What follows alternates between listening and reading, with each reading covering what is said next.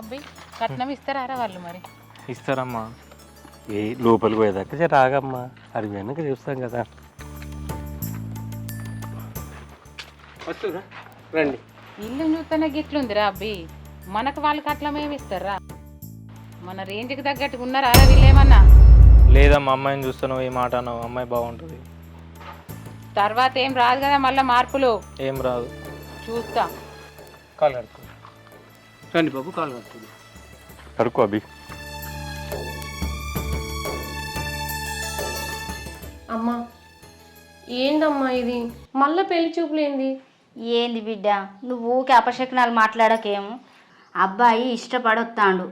ఇప్పుడు దేవుని దయ వల్ల ఈ సంబంధం ఖాయమైతే అంతే చాలు. నోరు మూసుకొని కూర్చో. ఎవరేం అడిగినా ఎన్ని చెప్పినా నువ్వైతే ఏం మాట్లాడకు. కాళ్ళ దాకా వచ్చిన అదృష్టాన్ని కాదనుకోకు బిడ్డ. ఇప్పుడన్నా నీ పెళ్ళి ఖాయమవుతుంది. వీళ్ళు మంచి సంబంధం అని నాన్న చెప్పిండు, తెలుసుకున్నాడు. నువ్వైతే ఎవరేమన్నా కూడా సైలెంట్గానే ఉండాలి, అర్థమైందా? పెద్దమ్మ నీళ్ళు లేవు, లడ్డు లేవు, ఏం పెళ్లి చూపలేదు. అవునరా. కనుకనా వచ్చినావు తాగి కూర్చో.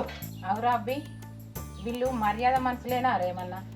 అచ్చి నుండి కొన్ని నీళ్ళైనా ఇచ్చిండ్రారా? ఏమైనా పిల్లని చూడు అంటున్నావు కానీ ఈ మర్యాద లేని మనుషుల దగ్గరికి మనం అచ్చుడే వేస్టురా. ఏ తొందరపడకు పుష్ప, తెస్తారు. ఏం తెస్తారు అని అంటున్నావు. వచ్చి గింత సేపు అవుతుంది, వానికి దూపు అవుతుంది. బావగారు అమ్మాయిని పిలిపేయండి. లక్ష్మి అమ్మాయిని తీసుకురా. లక్ష్మి ఏమైంది?